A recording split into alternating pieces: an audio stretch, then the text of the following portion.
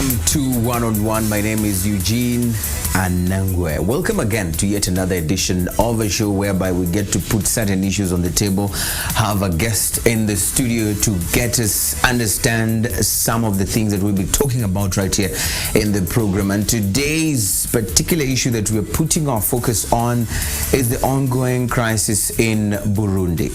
Will Pierre Nkurunziza yield to pressure from the opposition, from the civil society, from other international bodies, from the media, especially when it comes to the reports that are being put out there on the situation in Burundi? That's the question we're asking ourselves. And to help us put things in perspective is none other than Michel Bertrand, who is a contender or a candidate in the legislative elections 2015 in Burundi. Welcome to One on One. Thank you very much. First of all, very quickly, your quick thoughts concerning the latest situation in Burundi today. What do you have to say about what's going on right there today? Right now, the Burundi is facing a fetid ruling, which is dubious of origin or dubious of dubious of the ruling, which is horrible, which is happening, where what we can just call a lumpen proletariat regime, where vagabonds are patrolling our streets, and charlatans are the one making the amendments in the parliament, and political parties which are acting like jailbirds. So I'm sorry, Eugene, to use this language. My advisor really told me to go smooth on this, but this is what is happening, and this is how we feel.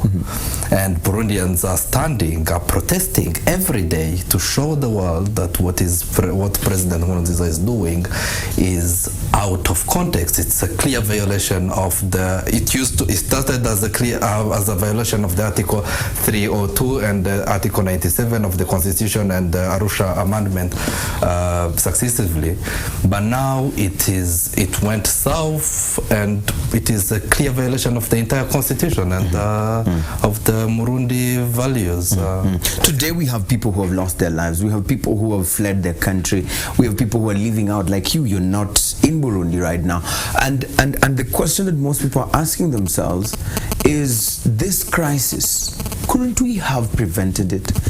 And is there even a way that we would have put ourselves in a situation where we are not in the current situation in Burundi today? In 2014, in May 2014, myself came here. I met with the Minister of Foreign Affairs, Honorable Mushikiwabo, and Secretary General Sezibera. We talked. It was in Kigali. We talked. I told them, the both of them, I said, look, this is what is coming. Burundi, the government is distributing arms to young vagabonds, like called Imbonerakure.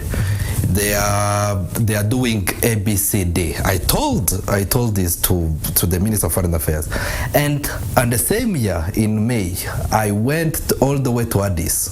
I met with Chairperson Zuma and her advisor, Ambassador Phoebe, and Ambassador Manasali, who's the political advisor to the chairperson. We told them, this is the tsunami, the political tsunami, which is coming from CNDD-FDD, which is going to devastate Burundi and the Burundian people.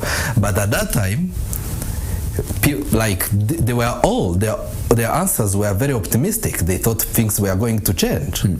Until now, these things came from the beginning. People were seeing it, how it was moving. Arms were distributed by the government. For a fact, because I couldn't go in front of those dignitaries without facts. I said, look, this is what is doing. What is doing is this. So what you're saying is, those in different positions that could have helped avert the situation in Burundi today failed to heed the early warning signs. I will not say that they failed. They were optimistic that things could go better. So they didn't feel like it would get this worse? Yes, they were like, okay, he is there since President Nkurunziza have not announced at that time, because he waited for a long time to announce his candidacy. It was like, okay, since he never said something about his candidacy, and he's probably listening to what the people are saying, he's going to change his mind. But no, he didn't. What he tries, he's doing whatever he's doing. He's acting, how can I say? He's not acting like a leader. He's acting like a reggae star. Not that I have anything against reggae, but he's just acting like a pimp. This is what is happening now in Burundi. And when they saw it coming, after he announced his candidacy, they visited him several times. Everyone visited him. They called him. They gave him advice. But he chose only the one way of not listening. But his side is complaining and is saying, actually, in our defense, we feel that our leader has not yet completed his terms. You know, they're counting less than what you people and others are saying that he's already served as far as being president is concerned and the Arusha agreement is concerned. The Arusha agreement is clear. When someone is bloated by a virus of power and busy doing nothing, that is the outcome. Now probably he's waking up, he's saying like 10 years I didn't do nothing, so it's time to serve my country. Now that is when he wanted to do something. But he already did his term. The Arusha agreement is clear. He knows it. He tried to find some vocabulary to change it, but he can't have it. What he's doing, it's against the law. He is stealing a 5 years mandate from the people. He is there doing what he's not supposed to do. And his advisors, what can they do? They're just people I cannot call them advisors. It's just people who are there to praise him and who are looking, what can I say? The naked truth is they are looking for their way out. Because, But then, you know, others might argue and say, listen, if we are in this particular deadlock right now, if Nkurunziza and his team are staying put and saying that we are still having Nkurunziza on the ballot box come the election, whatever day that we'll have these elections, yet the opposition and civil society and people like you are here saying, you know what, we don't want him to run. When we have such a deadlock and someone reasons and says, listen, why don't we then meet on the ballot box and have people speak with the votes? No, Eugene, the people like me, the civil society, and the other people who feel like I am a contender member of parliament, and what we are doing is we know what we are there because we are smart, we can think, we can move the country. It's not because he's going to go. The truth is, if we put on the ballot, he will win the elections. I'm telling you the truth. That is the truth. He runs, he wins the elections. Why? Because the rural area is behind him. But who is behind him is those compatriots of mine who are dying with chronic malnutrition, those that he gives beans and rice so that they can be fed, the ones he distributes money to, and the ones, the illiterates, who he never educated to think for themselves, those are the people who are going to elect them. And they are the majority because he was busy doing nothing. So you feel like if he gets the opportunity to run, he will win because of these people who sort of you feel have been manipulated in their minds and are desperate. But then who is to blame for this? Is it because we have had a situation where the opposition has not been strong enough to probably be able to educate better? These people you're saying are just poor and can just, be easily manipulated. How do we explain that scenario? The little things which is going on have been done by the opposition. Because the ruling party, they did nothing on the interval of 2010 to 2015. The first 5 years, his first mandate on the power, he introduced some projects, but he never continued the projects. But now what is happening is he cultivated illiterate, he cultivated poverty. That is what he invested during his 10 years. So the people are so desperate or blind to not see the naked truth, so that they will just put him again on power. But we said we will not allow him to run. If he runs, it will be a clear violation of our civil rights.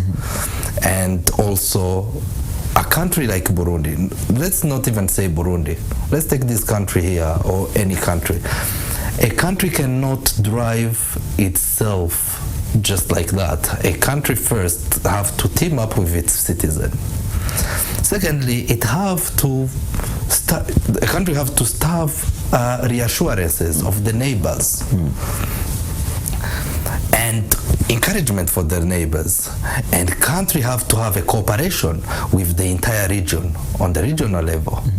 So what is Burundi, which is not even producing enough coffee to export, to say no, we are doing this? Or who is President Nkurunziza to 10 million people after 2015?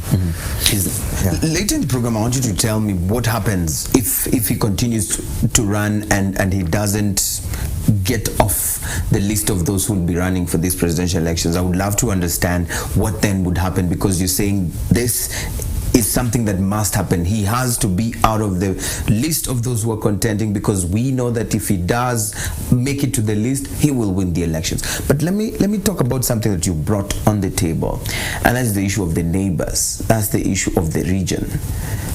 Looking at the reaction of the neighbors of Burundi and the region itself, the regional bodies that we have today, the East African Community, CEPGL, we have the African Union. Looking at the level of this crisis that we have today, do you feel a sense of not doing enough by the neighbors of Burundi or by the region to help solve this problem that is going on right now? They are doing what they can do on the level of diplomacy, but something should be done. We have a good example with Rwanda, which is a very good neighbor. So we saw what happened during the Operation Turquoise. So this will not happen. I don't think Rwanda or any neighbor will allow us to have a humanitarian corridor, because this is what is going to happen.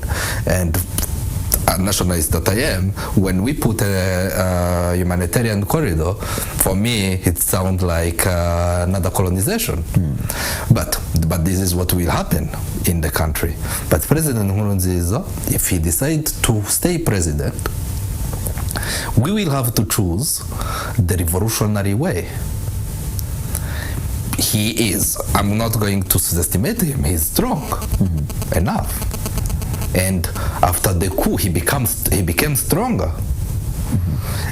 So now what we are going to do, we are going to take a revolutionary way, and we will humbly ask the neighbors and the friends and Burundians, we are there, we are going to do so, because no one can impose a president to Burundi. Not even CNDD cannot impose a president to Burundians. Yes. What would this revolutionary measures or way be like? If you can just paint a picture for us or make us understand better, what would that entail? Burundians are fighting for development. They are fighting for the economic growth, and that will never come from CNDD-FDD. And this is what we will go to fight for. We will say, see, we want prosperity, we want unity, we want progress. This is what we do. You don't do that, we fight for that. We fight for our liberty. We will fight for that. And I'm telling you, when you are fighting for prosperity, when you are fighting for unity, when you are fighting for a better agriculture, for agriculture growth, for economic growth, you win, because he's fighting for divisionism, he's fighting for power. He will never win for that. But then how do you do that when you're outside of the place, the site, the point of attraction or the center of all this? Because some people are arguing and saying, you know what, how then are we even going to have a situation where people, if for example he doesn't run, today we have most politicians who are the opposition, who are strong or something like that, who are not even in the country today. And the Electoral Commission, the members, some of them have even fled the country. So how do you make sure that this happens, yet you're doing it from outside? How possible is this work? That's a very good question. But we are not going to stay here, Eugene. We are not going to stay here. We are going back. Right now we are hunted. We're hunted to death. Myself, I have a mandate for trouble, for like, I say that I troubled because I went to manifest and anything. And you welcomed the last week Her Royal Highness Nifza Bandiketi, who was here, also hunted because she was protesting. So, but at the end we'll have to go back. We have to go back because we have thousands of compatriots who are fighting. So we don't have any platform to fight on. For example, now you are giving us the opportunity to talk and to tell the international community what is happening in Burundi. All the radios were burned down. Others were closed. Journalists are killed. The opposition people are killed. So we will go back. We have a plan. We are very, very, how can I say? We are very strong, and we really want to go and fight him, but we think he will come to his senses and say, okay, now I love my people, so for the best of my people, I will have to step down. Do you think he'll ever do that? Compaore did it. Why not Nkurunziza? Probably one time he will come on his senses. But right now we are not seeing it, but on that level we are staying optimistic, because there is the African Union is discussing this week. The East African community discussed it a few weeks ago. Everyone is calling him to tell him so. He met with a so-called opposition. He didn't meet with, but it's someone that people he picked and called them opposition. He talked with them. Let's see what is happening, if he's going to listen to us. Now, the window of 1.5 months postponement of the elections, around 45 days. This was a call by the East African community when the special meeting was held in Tanzania concerning this crisis in Burundi. There was a lot of mixed reactions from various quarters, some saying that the East African community has failed. This was a lost opportunity to sort out the mess or the problem that was happening in Burundi. Do you share the same thought? What do you think about that? From the nationalist group, or for us nationalists, we said that was a solution probably for him to get to his senses. But what we ask, what the opposition is asking, what every Murundi is asking, was very clear before the Arusha. We said the third mandate is not negotiable. So whatever they are doing, there is a lot of points, but one of the points which were not negotiable was the third mandate. We were even open for a referendum. We said we are open for a referendum. Probably he can run after the referendum, but the third mandate of President Nkurunziza is not negotiable, because he was busy doing nothing, and we are not going to waste our time following someone who is doing nothing. Yeah. So you felt that option that was for only him, because there was not applicable to Burundian people. That was not applicable to Burundian people, and I'm sure the head of states, after they did that, they wanted to have both sides, the opposition, the ruling party, to go together and have and have a clear understanding and have something. But now that everything is going south, we are still maintaining our position. We say we are not going to be flexible. The third mandate of President Nkurunziza is not negotiable for us. So if these talks were to be done, as you've said earlier, that probably this was a period that maybe these kind of talks or discussions can be made where the opposition and President Nkurunziza's side can sit on the table and negotiate. If this was to ever happen, and you were brought on the table for that negotiation, what is it that you would be asking for, apart from the calls for Nkurunziza to step aside when it comes to this issue of elections? We are there. We want a prosper Burundi. It's a shame when you are, let's say, the neighbors. We are the second poorest country in the world. While Rwanda is one of now the most developing country, the third or the fourth developing country in the world. Fast development. Look at Tanzania, our neighbors. Even DRC, they have projects going on. What do you need when you still have a high percentage of infant mortality, is high percent of chronic malnutrition? Now that the 3 weeks that I spent here, that the inflation is going, it's gallopant. We can no longer have Burundian francs. It's going very bad. It's like the Zimbabwean dollar. Very soon it will be. So what seriously should we sit and talk with the ruling party?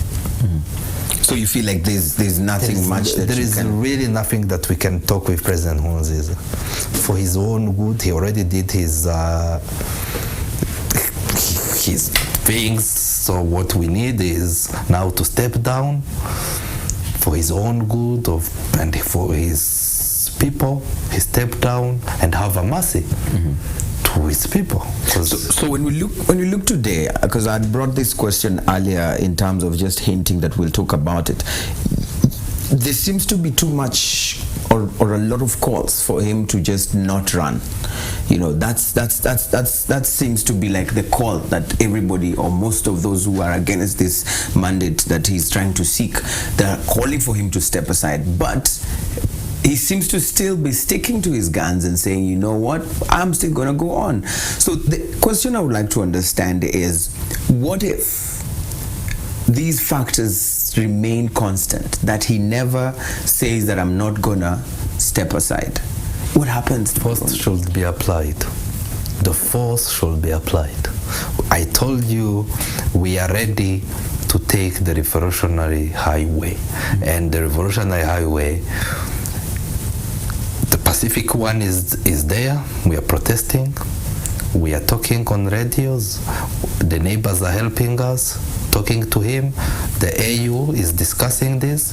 But if he said no, he wants to stay there, we will have to show the power of the people, which is the revolutionary way, and we will fight for that.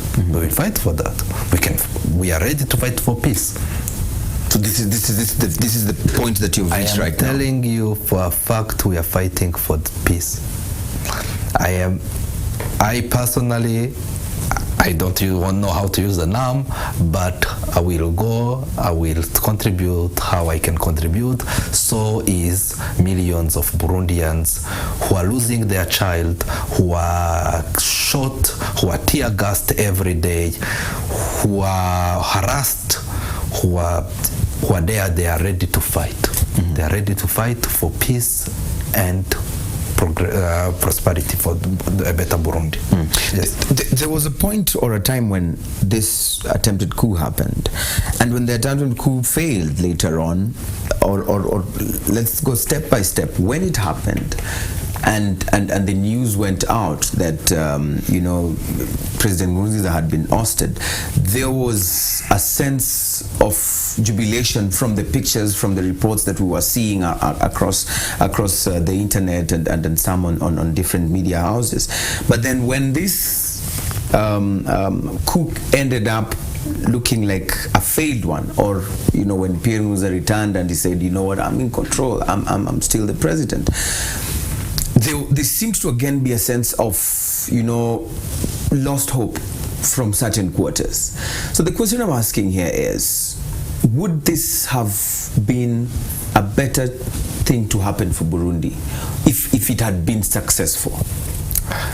On my opinion, that was not a very good idea for the coup. I really was and still am the coup, because that is you cannot take a country, and it's the same. It's also imposing someone to the Burundian people. It's also imposing another regime to the Burundian people. That one was outrageous. But the thing is, people were happy because they had enough of President Nkurunziza, and they said, okay, now we can just take whoever is coming who is not President Nkurunziza. But the happiness was like, it was very easy. It was a very easy coup.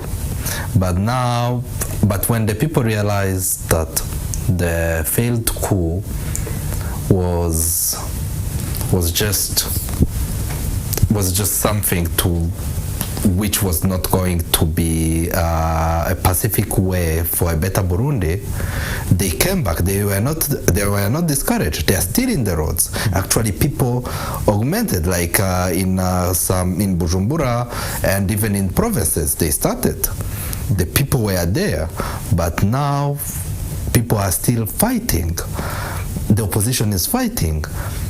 And the police is also saying that the police also is tired. It's like the police is like, we cannot kill our own people, because at the end they have to go back to their houses, and they will be and in the morning they have to fight their neighbors, their wives, their kids. That is what is happening. Even the army now is divided. In his own party, it is divided.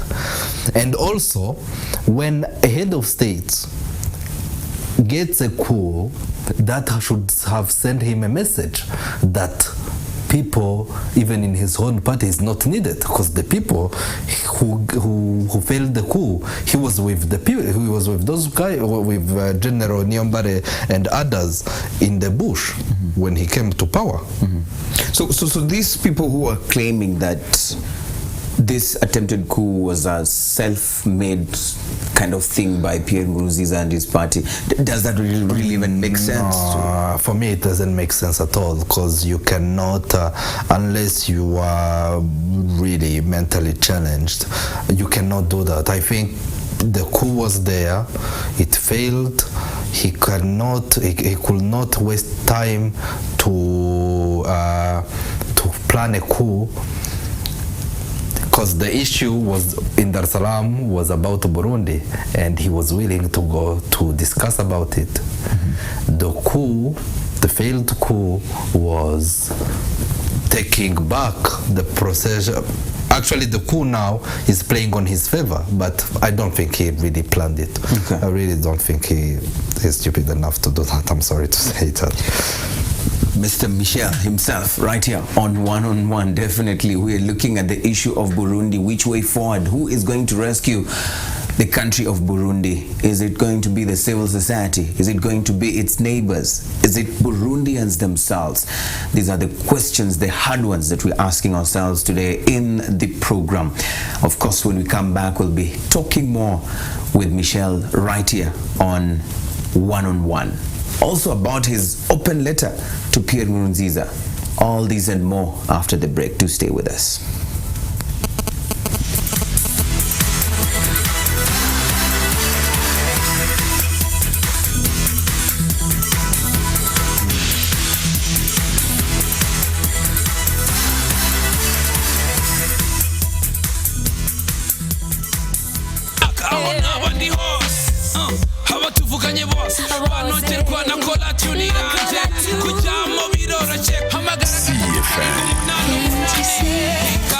Want to take a little break this winter?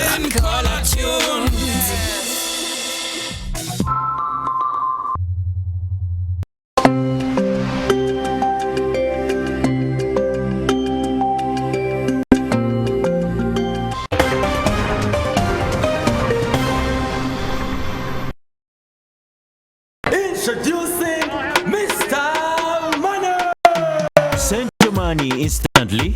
Safety is guaranteed. It don't matter how far it is. It reaches safe and quickly. Pay water bills immediately. Do the same for electricity and also pay for DSTV. Or top up airtime real quickly. Send your money instantly. Top up your airtime instantly. Airtel money instantly.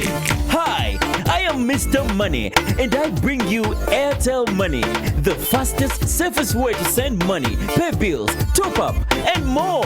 With Airtel Money, you can do more instantly. Airtel Money. Hi, my name is Eugene Anangwe. Join me each and every Sunday from 2 p.m. as I host Rwanda's biggest talk show, One on One. It's about digging for the answers. Which institution then do you feel is probably failing you? None. We cannot blame. How can you say none and we're still seeing some of these products in the market? The controversies. When people say, man, you sound like Joe.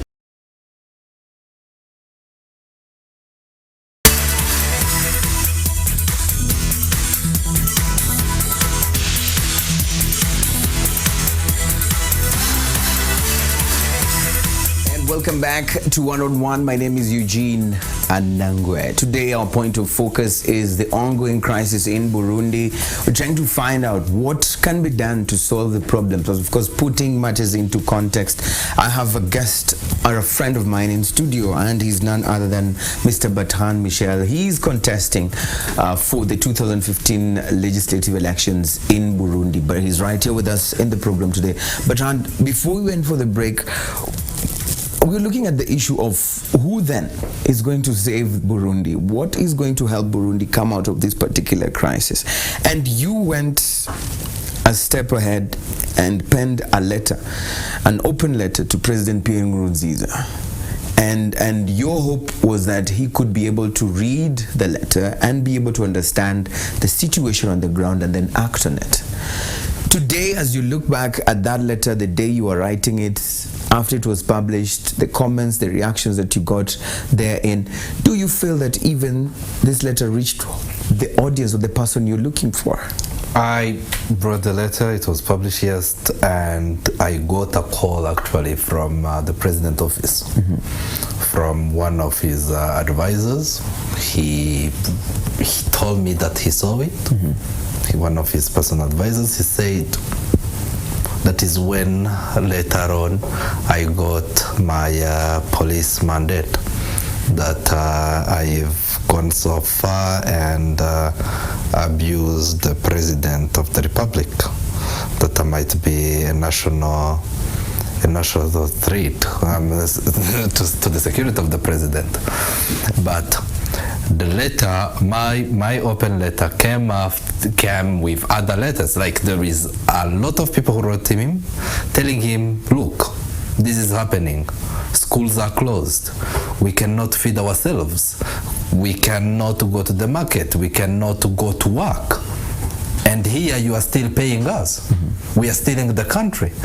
So, Mr. President, please have mercy and step down so that we can continue on our duties to develop the country. When I sent my letter, I stated facts. And my letter was called Live with Us or Leave My Burundi. So, and that is what we needed him to say. We need him to lead, to just step down and live with us. It is his country, as it is my country. So he can come and live with us, and we continue the way of the prosperity.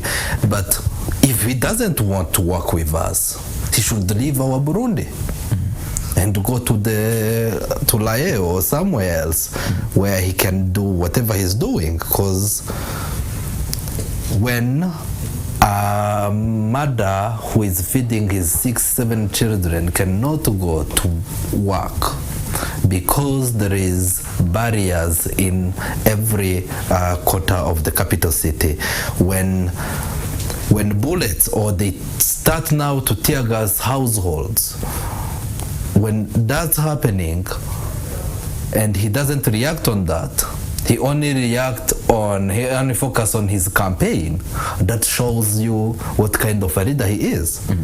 So the letter was him And the comments I received were like, please, people who are in the opposition, people who are joining the politics, please tell him so that he can just look behind and say, okay, I am here to protect the people, so by doing so, I'm doing ABCD. But he's not doing so. So basically, your letter didn't reach the person you'd written it to reach? No, not only my letter, but no others advice. He met with President Paul Kagame, he met with President Zuma, he met with the chairperson, he met with everyone, and no one had success to make his message go through. The message will go through when he will be stepping down voluntarily.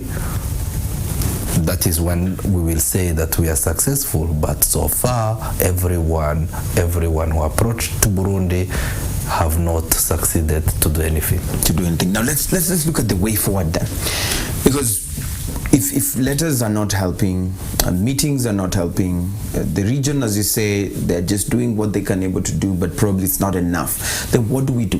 Because some people have also argued and said, you know what, this actually is a Burundian problem, it's not a regional problem, and that is why we shouldn't expect too much from the region and the neighbors of Burundi, because we're talking of homegrown solutions to homegrown problems. These are some of the reasoning that a few people have out there.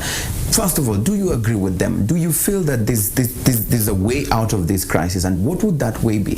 This is not only the problem for Burundians, but firstly, yes, it is the big concern for Burundians, but the neighbors as well are involved. Are involved how? As I said, a country cannot fold up itself without the neighbors, without the reassurances of the neighbors.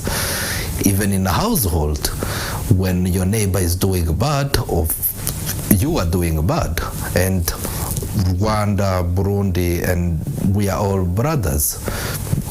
We say also with NDRC, what affects us affects them, and if now we can have the example. What is happening there? It is affecting the Rwandese budget. We already have about 32,000 refugees which are here. I'm sure they were not planning the Rwandese budget, but it is affecting. That is how it is affecting. And also it is affecting because it's not only Burundian who are fleeing, but also we can say we are all people, but also criminals are flying here to Rwanda. And Rwanda one time will say, okay, look, we can no longer take those the refugees, so they should go elsewhere. They are in Tanzania. They are dying with bad water and cholera and whatever. So that is what is happening. At the end, they will have to flee because they are desperate. They will join other countries and they will join the terrorists. That is how terrorism starts. When they will start to fly there, it will affect the entire world.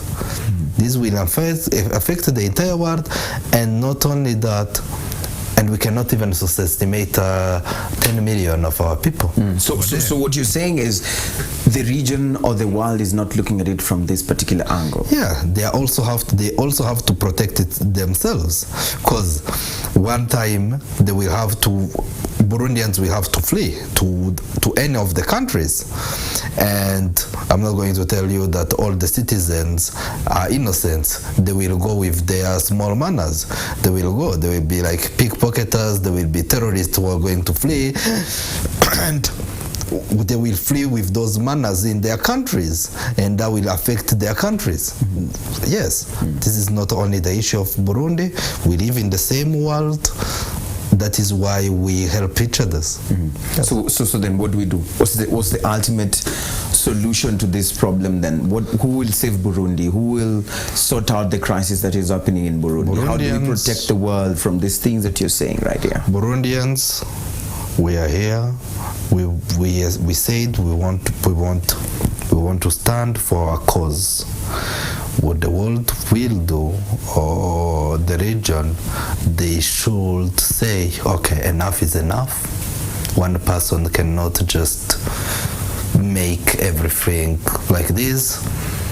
But I have to come back. If the opposition was strong, then the region and the other countries will be following us and say will support us where it should be.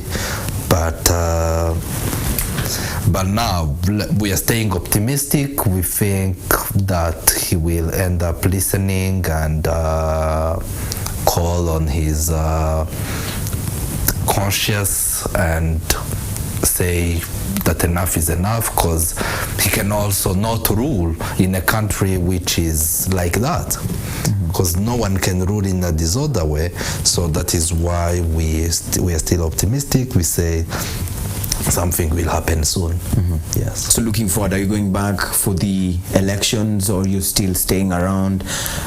What's the way forward for you? I am definitely going back for the elections, and if need be, if the elections are not happening, if need be, I'm going back to fight for the Burundi. That is my way forward, and I am ready. In my open letter I said I'm not ready to die for President Nkurunziza, and I will not die. I will live and live too much so for the prosperity and for the unity of the country. Thank you so much, Michelle, for being on One-on-One. Thank you very much, Eugene. Thank you. There you have it. We bring the curtains to the show on that particular note. We thank you so much for watching, for those who are watching us, and for those who are listening. Thank you for tuning in. Would love to hear from you. Use the hashtag 101RW. Would love to understand, what are your thoughts? What should be done? How do we even come up with a solution to the ongoing crisis in Burundi? And how do we prevent a recurrence of these kind of problems in the region? These are some of the tough questions that we need to ask ourselves. And we'll see you again next time. My name is Eugene Anangwe. Goodbye for now.